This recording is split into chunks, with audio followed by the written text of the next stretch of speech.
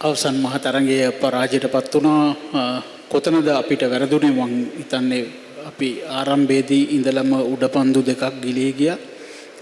ඒකද අපේ අතින් තරගයේ ගිලිහන්නට ප්‍රධාන හේතුව?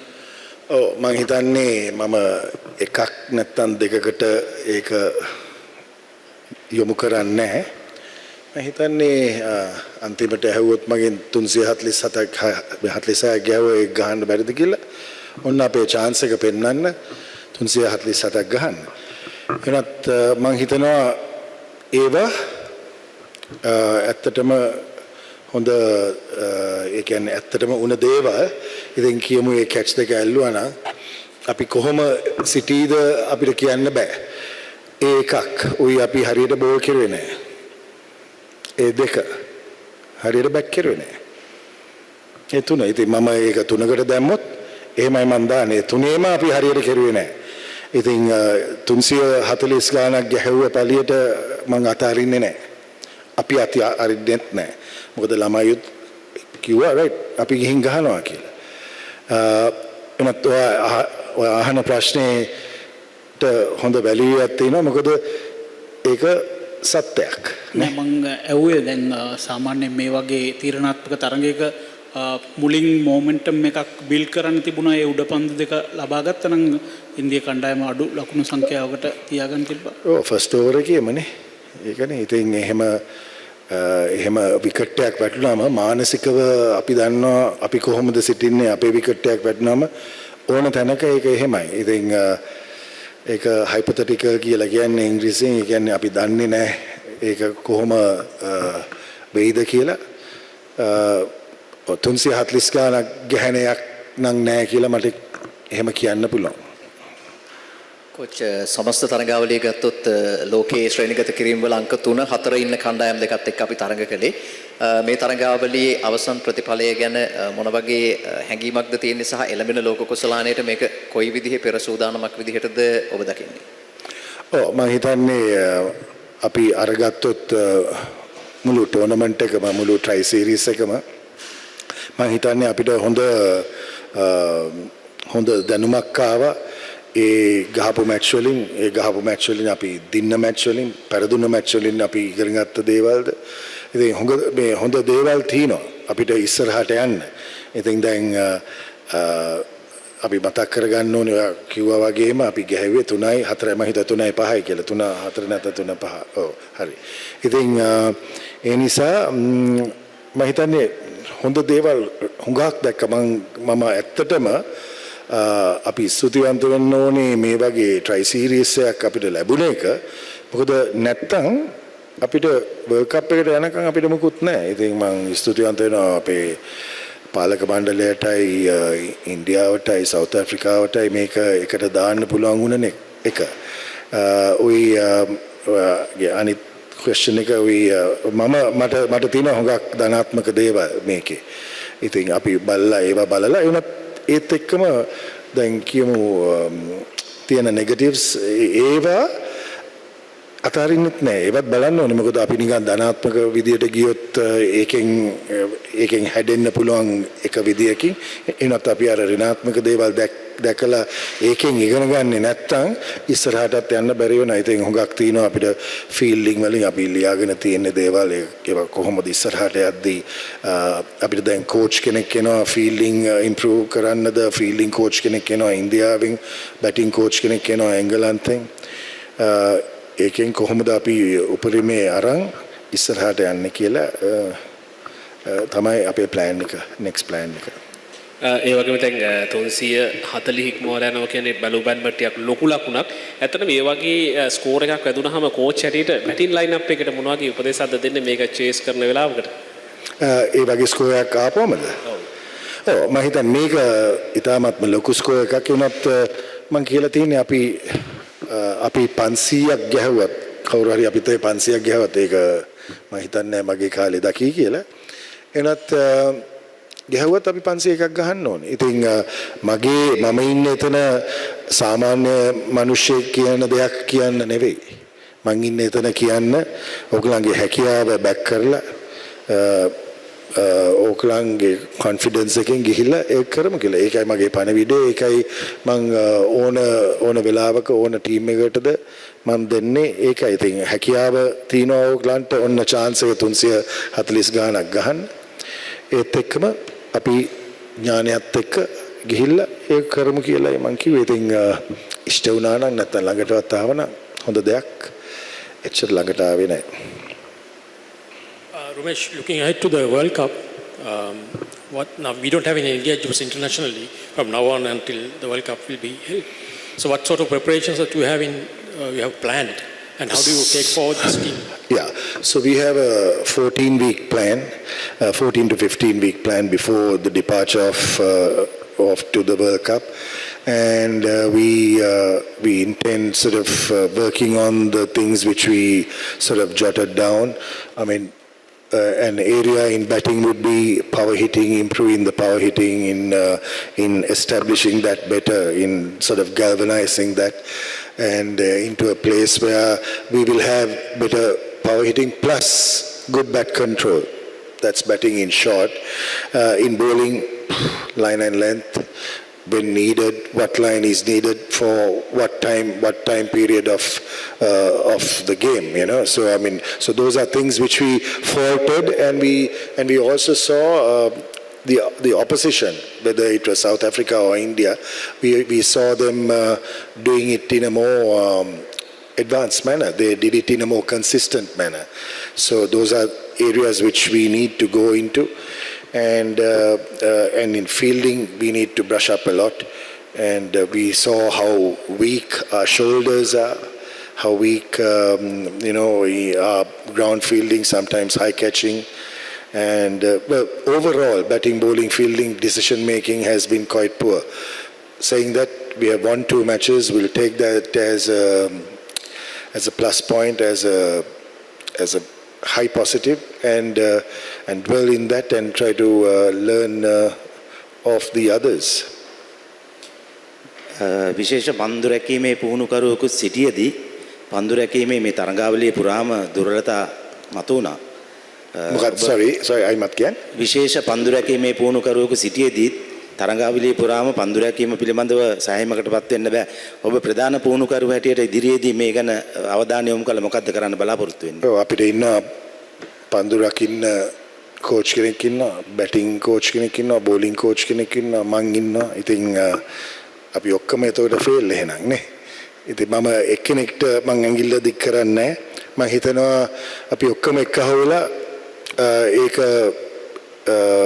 ඒක හදාරලා මම හිතන්නේ එතනට යන්න ඕනේ. හැම ටීම් එකකටම ඉන්න පන්දු රකින්න පුහුණුකරුවෙක්. ඉතින් අපි හිතුවොත් මම ඉගෙනගෙන ඉවරයි කියලා මේ වයසේ මම හිතන්නේ එතන තමයි අපිට හරි මාර්ගය යන්න බැරි වෙන්නේ. අපි හිතුවත් තව දේවල් තියෙනවා ඉගෙන ගන්න කියලා. මම හිතන්නේ එතනටයි අපි ඔක්කොම එන්න ඕනේ.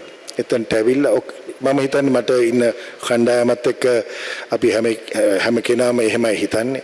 ඔය මට ඉන්න ටීම් එකත් හොඳ ටීම් එකක් ඉස්සරහට ගිහින් දෙයක් පෙන්වන්න. ඉතින් ඒවා ඉම්ප්‍රූව් කරන්න ඕනේ. අපි පන්දු රකින්න එක එච්චර හොඳට කෙරුවේ නැහැ.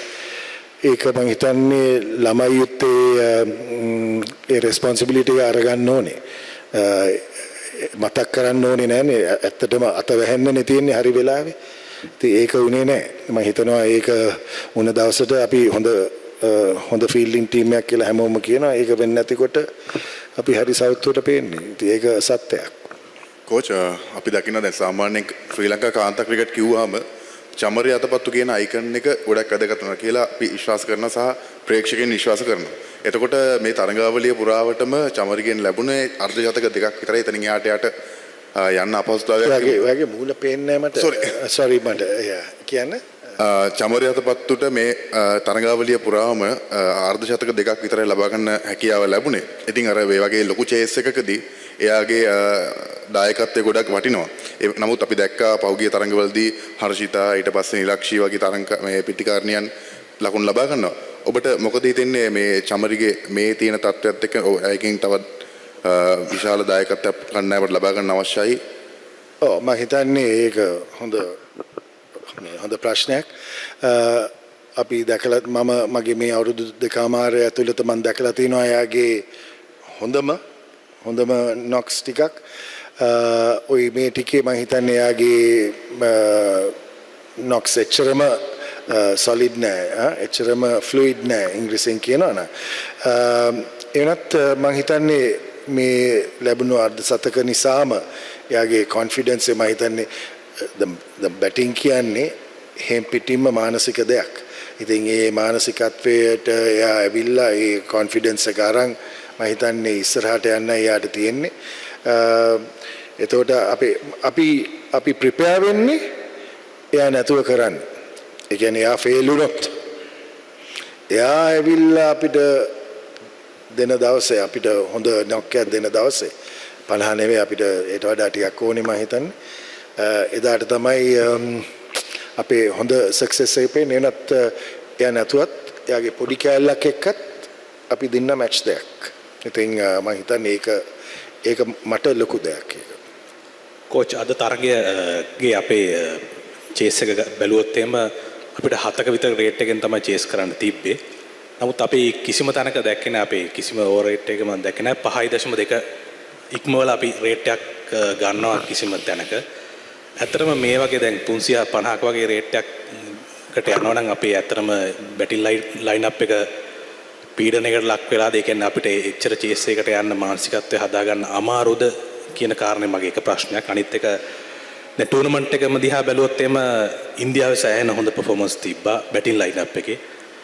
හැමෝම හොඳට පර්ෆෝම් කරා 300 ටිකක් ගැහුවා අපි දැක්කා. ඒතකොට සවුත් අප්‍රිකාත් ගත්තොත් එම මැද පෙළ පිතිකාරිනියෝ ඉතාමත් හොඳින් පන්දුවට පහර දුන්නා. නමුත් ලංකාවේ ගත්තොත් එම පිතිකරණය කියන මට්ටම සාපේක්ෂව දුර්වල තත්ත්වයක් තමයි අපි දැක්කේ. ඔබ මොකද්ද දැන් වර්ල්ඩ් කප් එකට යන්න කලින් මේකට ගන්න ඕන පියවර?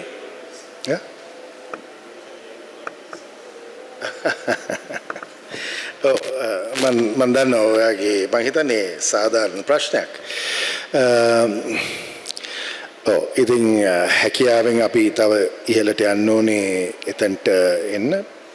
අපි පොඩි දේවල් කිරීමෙන් තමයි එතනට යන්න හිතාගෙන ඉන්නේ. මොකද අපි ඒක කළා තිනවා. එනත් ඉස්සලා ප්‍රශ්නේ වගේම මම හිතන්නේ අපි ඒක කෙරුවේ චම්රිගෙන් ආවා අපිට 195ක්.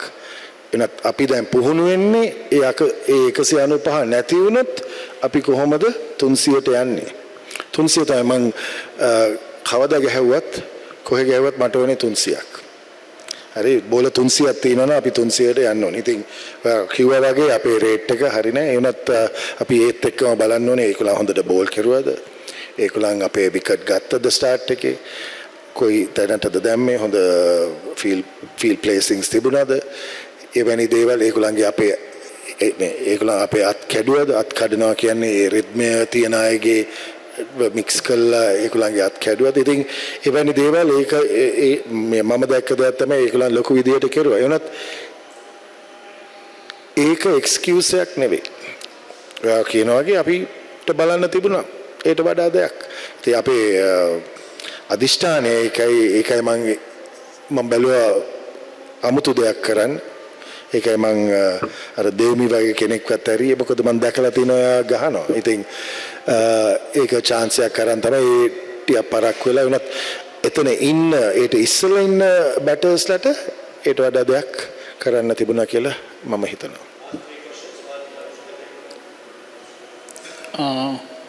අද තරගේ සෙලෙක්ෂන්ස් ගැන ගත්තොත් පියුමි වත්සලාව කැඳවලා තිබුණා මම හිතන්නේ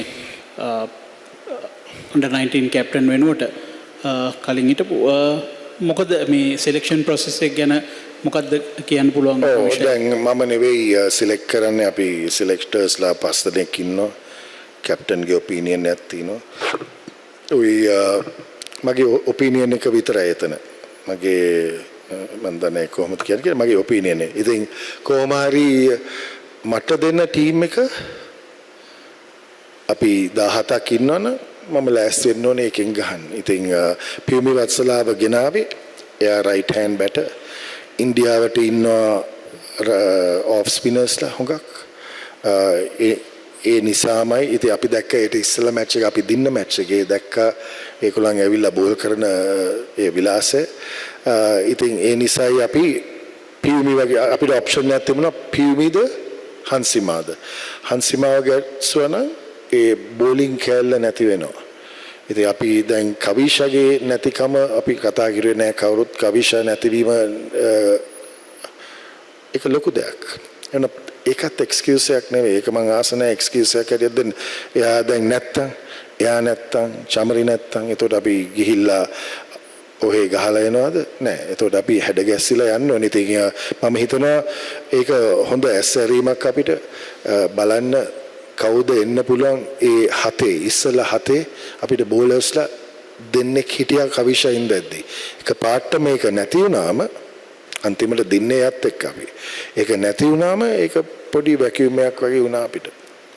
ඒක පේනවත් දන්නේ නැහැ මං ඒක ආන්සර් කරුවත් දන්නේ නැහැ හරියට. කොච් එක් දින තරඟවල ලංකාව තමයි ලෝකයේ එකම රට කාන්තා ක්‍රිකට් තරඟවල ලකුණු 300ක් චේස් කරපු. එතකොට දැන් අපි දකිනවා පහුගිය කාලය ඇතුළතදී ශ්‍රී ලංකා කණ්ඩායම ගොඩක් වෙනස්කම් කරනවා අලුත් ක්‍රීඩිකාවන් අත්හදා බලනවා ඉනෝවේෂන්ස් ගොඩක් කරලා තියෙනවා. එතකොට මේ තත්වයට කොහොමද දැන් අපිට වැඩිපුර තරඟත් නැති පසුබිමක මොන වගේ කොන්ෆිඩන්ස් එකක්ද තිබුණේ මේ වගේ ඉනෝවේෂන්ස් කරන්න සහ දැන් අපි ගත්තොත් චමරි එතකොට අපේ ඉන්න දැන් ප්‍රවීණ ක්‍රීඩිකාවන්ගෙන් පස්සේ ඊළඟ අවුරුදු 3-4 ඇතුලේ බිහි වෙන ලංකා කාන්තා කණ්ඩායම පිළිබඳව ඔබ කොයි විදිහටද දකින්නේ කෝච් විදිහට? චමරිගේ මොකද්ද ඇහුවේ චමරි අනුෂ්කා වගේ කට්ටිය ක්‍රීඩාවෙන් ගියාට පස්සේ එන කට්ටිය. ඕකේ ඔය ඉස්සෙල්ලා හැව්වේ අපි ගැහුව 300 ගැනද ඒක ගැනනේ. ඔව් අපි කෙරුවේ ඒක ආන්සර් කෙරුවා නේ මං ඉස්සෙල්ලා අර චමරිගේ 195ක් ආවා. එනත් අපි හැඩ ගැස්සෙන්නේ ඒ වගේ ආවොත් අපි ඒකට මූණ දෙනවා. ඉතින් කොහොම හරි දැන් චමරීද අනුෂ්කලා වගේ අය ගියාම ලොකු වැකියුම් එකක් ලොකු හිස්තැනක් වගේ තියෙයි. ඉතින් අර A team එකෙන්ද under 19 එකෙන් මට පේනවා හුඟක් අය එනවා. ඉතින් ඒ අය ආපුවම මම හිතන්නේ ඒ වැකියුම් එක වැහි. ඉතින් ඒකට අවුරුදු කීයක් යයිද ඒක මම දන්නේ. කොහොම හරි මම හිතනවා එවැනි දෙයක් වුණාම මම හිතන්නේ දැන් පාලක මණ්ඩලයත් හුඟක් ඒක අඳුනගෙන දේවල් කරන්න හදනවා ඉනිෂියේටිව්ස් ගන්නවා. ඒ කියන්නේ ගිහිල්ලා දේවල් කරන්න හුඟක් පළාත්වල. ඉතින් මම හිතනවා එවැනි දේවල් කිරීමෙන් අපිට ඕනේ අර ඒ ටීම් එකෙන්ද ඒ ඉමර්ජින් ටීම් ස්කොඩ්ස් වලින්ද ප්ලේයර්ස්ලා එනවා නම් තමයි. ඉතින් දැනට ඉන්නේ අර under 19 කණ්ඩායමේ එක්කෙනෙක් දෙන්නෙක් ඇවිල්ලා ඒක අපිට හිස්තන පිරෙව්වොත් මම හිතනවා ඒක හොඳ දෙයක් වෙයි කියලා. Hi Ramesh. Hi.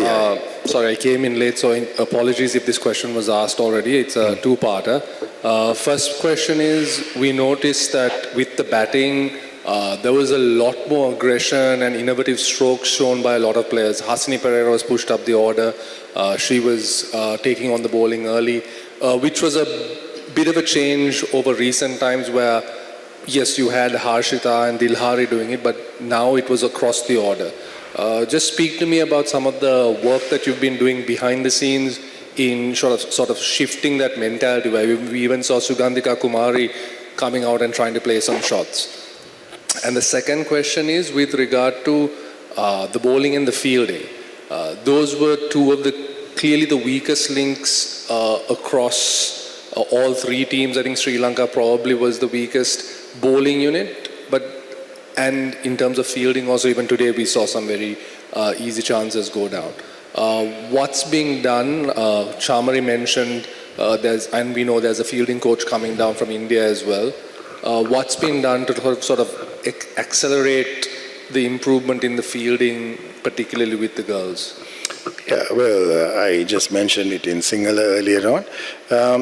I think it was not very sound. I mean, fielding, all three things were bad. All three skills were, I think, not to our expectations in three games. But in the others, it was not bad. So when it was not bad, we did well. but we can't be staying there. So I think we are aware of the fact that our fielding was quite poor, and this fielding coach is coming from India, and there is a batting coach coming from England, and we'll be working with him. And so what we do is to improve all these things. You asked me a question of how I sort of how we change the batting order and things like that, right? Yeah, so the way in which we got prepared, is that what you wanted to know? When we came for this tournament, is it? Yeah, so what we did was we had very little time, because we were very thankful that this tour came through, this series came through, and which was very important for us, because India said yes, then South Africa said yes, so the board really acted quickly and got it in place. And so what we usually do is, when we don't have any foreign exposure, we sort of play with boys, which are under 19, which supersedes the standard of international cricket in women. So that certainly has helped us. So we do scenarios whichever way we want to improve, and we do a lot of matches which we play sort of match scenarios where we would sort of simulate things, match simulations. So we simulate a situation, whether it's the first 10 overs, middle, end, whatever we want to improve, as well as in fielding or batting or bowling. So things like that. So there are things in which we do, and I'm quite pleased with what we have done and what we have achieved thus far. But that's not enough. That's not enough to compete in the World Cup and go from strength to strength. We sort of know what standards to expect, and we saw the South African team, and more so the Indian team, what standards they possess. And that's where we want to sort of be in the next couple of months. And we have a 14-week program which we have sort of planned to do, and we hope to enhance on those misses in the near future.